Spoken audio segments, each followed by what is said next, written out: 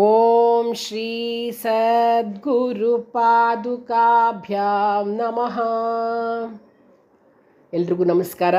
ಸೌಂದರ್ಯ ಲಹರಿಯ 37ನೇ ಶ್ಲೋಕವನ್ನು ಅನುಸಂಧಾನ ಮಾಡೋಣ.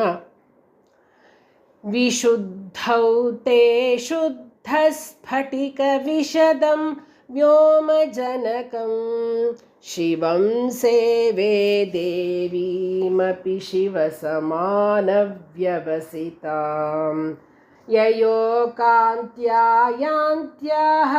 ಶಶಿಕಿರಣಸಾರೂಪ್ಯ ಸರಣೀನ್ ವಿಧೂಂತಾಂತರ್ಧ್ವಾಂತ ವಿಲಸತಿ ಚಕೋರೀವ ಜಗತಿ. ವಿಶುದ್ಧೌ ತೇ ಶುದ್ಧ ಸ್ಫಟಿಕ ವಿಶದಂ ವ್ಯೋಮಜನಕಂ ಶಿವಂ ಸೇವೆ ದೇವೀಮಪಿ ಶಿವಸಮಾನವ್ಯವಸಿತಾಂ ಯಯೋ ಕಾಂತ್ಯಾಯಾಂತ್ಯಾಃ ಶಶಿಕಿರಣ ಸಾರೂಪ್ಯ ಸರಣೀರ್ವಿಧೂಂತಾಂತರ್ಧ್ವಾಂತ ವಿಲಸತಿ ಚಕೋರೀವ ಜಗತಿ. ವಿಶುದ್ಧೌ ತೇ ಶುದ್ಧ ಸ್ಫಟಿಕ ವಿಶದಂ ವ್ಯೋಮಜನಕಂ ಶಿವಂ ಸೇವೆ ದೇವೀಮಪಿ ಶಿವಸಮಾನವ್ಯವಸಿತಾಂ ಯಯೋ ಕಾಂತ್ಯಾಯಾಂತ್ಯಾಃ ಶಶಿಕಿರಣಸಾರೂಪ್ಯ ಸರಣೀರ್ವಿಧೂತಾಂತಧ್ವಾಂತ ವಿಲಸತಿ ಚಕೋರೀವ ಜಗತಿ.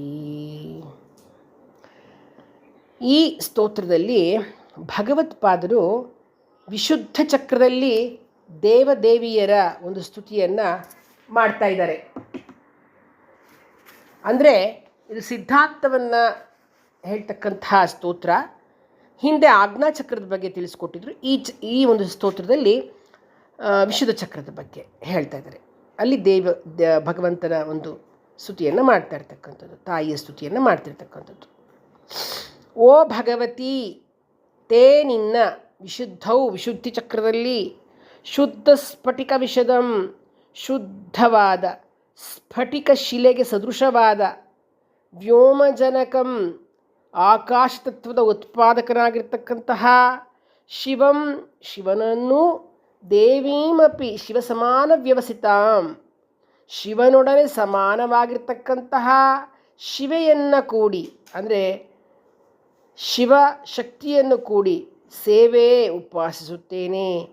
ಯಯೋಹೋ ಯಾವ ಶಿವ ಶಿವೆಯರ ಕಾಂತ್ಯಾ ಯಾಂತ್ಯಾಹ ಪ್ರಸರಿಸ್ತಕ್ಕಂತಹ ಪ್ರಭೆಯ ಕಾರಣದಿಂದ ಶಶಿಕಿರಣ ಸಾರೂಪ್ಯ ಸರಣೇಹೇ ಚಂದ್ರಕಾಂತಿಯಂತೆ ಪ್ರಕಾಶಮಾನವಾಗಿರ್ತಕ್ಕಂತಹ ಪ್ರಭೆಯಿಂದ ವಿಧೂತಾಂತರ್ಧ್ವಾಂತ ಅಜ್ಞಾನಾಂಧಕಾರವನ್ನು ಕಳೆದುಕೊಂಡ ಜಗತಿ ಮೂರು ಲೋಕವೂ ಚಕೋರೀವ ವಿಲಸತಿ ಹೆಣ್ಣು ಚಕೋರ ಪಕ್ಷಿಯಂತೆ ಪ್ರಕಾಶಿಸುತ್ತೆ ಅಂತ ಹೇಳ್ತಾರೆ.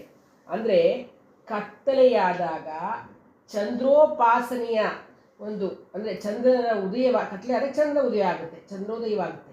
ಆಗ ಅವನ ತಂಪಾದ ಕಿರಣಗಳು ಎಲ್ಲ ಕಡೆ ಹರಡಿ ಹೆಣ್ಣು ಚಕೋರ ಪಕ್ಷಿ ಬೆಳದಿಂಗಳನ್ನು ಪಾನ ಮಾಡಿ ಸಂತುಷ್ಟವಾಗುವಂತೆ ಶಿವಶಕ್ತಿಯರ ಜ್ಯೋತ್ಸ್ನಾ ಸದೃಶವಾಗಿರ್ತಕ್ಕಂತಹ ಪ್ರಭೆಯಿಂದ ಅಜ್ಞಾನದ ಅಂಧಕಾರವನ್ನು ಕಳೆದುಕೊಂಡು ಸಾಧಕರು ಸಂತುಷ್ಟರಾಗ್ತಾರೆ ಅಂತಕ್ಕಂಥದ್ದು ಈ ಒಂದು ಸ್ತೋತ್ರದ ಅರ್ಥ.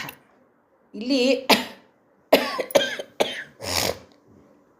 ವಿಶುದ್ಧಿ ಚಕ್ರದಲ್ಲಿ ಸ್ಥಿತನಾಗಿರ್ತಕ್ಕಂತಹ ನಿರ್ಮಲಾಕಾಶದ ಉತ್ಪಾದಕನಾಗಿರ್ತಕ್ಕಂತಹ ಶಿವ ಮತ್ತು ಅವನಂತೆಯೇ ಸೃಷ್ಟಿ ಸ್ಥಿತಿ ಸಂಹಾರವನ್ನು ಮಾಡುವಂತಹ ಶಕ್ತಿಯ ಆರಾಧನೆಯ ವಿಶೇಷವನ್ನು ಇಲ್ಲಿ ತಿಳಿಸಿಕೊಟ್ಟಿದ್ದಾರೆ.